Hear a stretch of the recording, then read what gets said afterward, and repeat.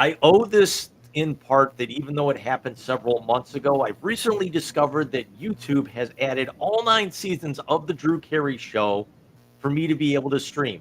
So, to quote one Mr. Drew Carey,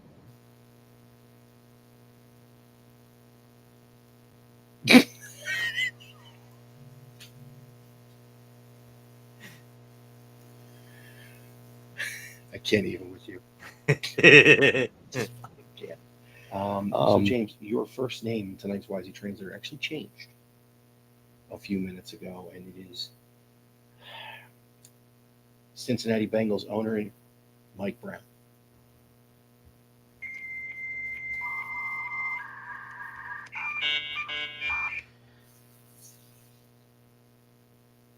makes you want to actually go back and maybe start paying some defensive players this year because now let's if this is going to cost Burrow at least a couple of weeks and may certainly end up being most of the rest of the regular season, all that money that you ended up spending on your 2 star receivers doesn't mean a damn thing. So Aiden Hutchinson has got you by the short and curlies and basically is squeezing.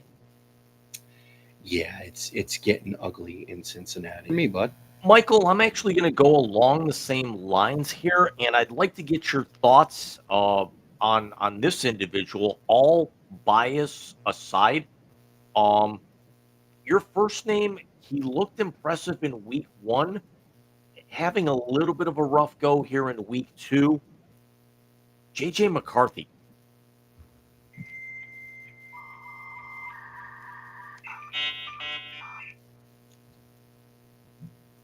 My comment stays the same as last week.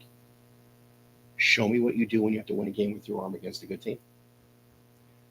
So far tonight, JJ, I mean, the last time he faced Penix in the game was, of course, that CFP championship game. But so far tonight, JJ is 9 of 17 for 124 yards with an interception.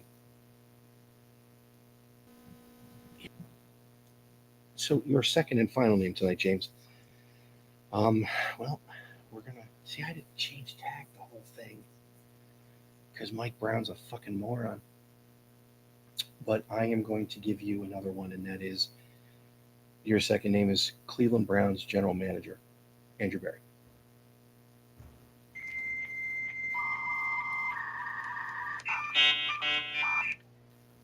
I fault him less and less here with this because he's actually done, I think, with the draft picks that he made this year, he has done very well.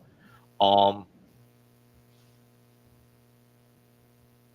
I'm not going to fault him nearly as much as some of the other people that have been on the show, namely yourself and John Rice, um, because I still think the trade to land Deshaun Watson was not part of his control, and the decision to play him when he should not have been was still not part of his control.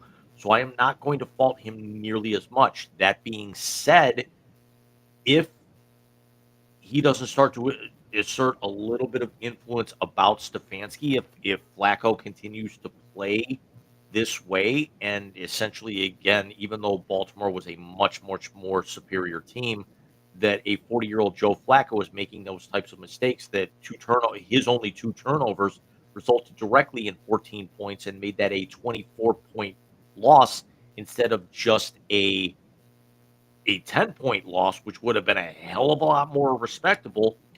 Um, Unfortunately, it's going to mean that he's going to have to turn the heat up on Stefanski, which is also, in hindsight, going to turn the heat up underneath him because if one's going, the other's going to go too. Yeah, no, I agree with you.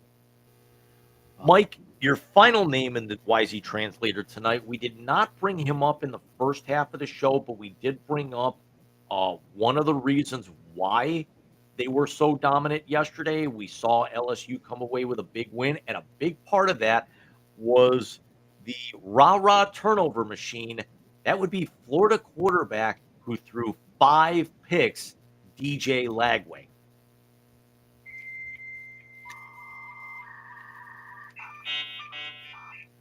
You mean dumbass takeaway?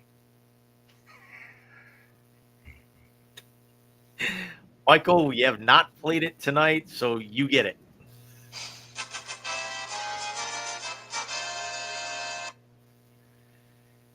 I mean, you throw 5 picks. Really, dude? Really? More You're likely to happen. DJ gets benched or Billy Napier gets fired before the Florida State game.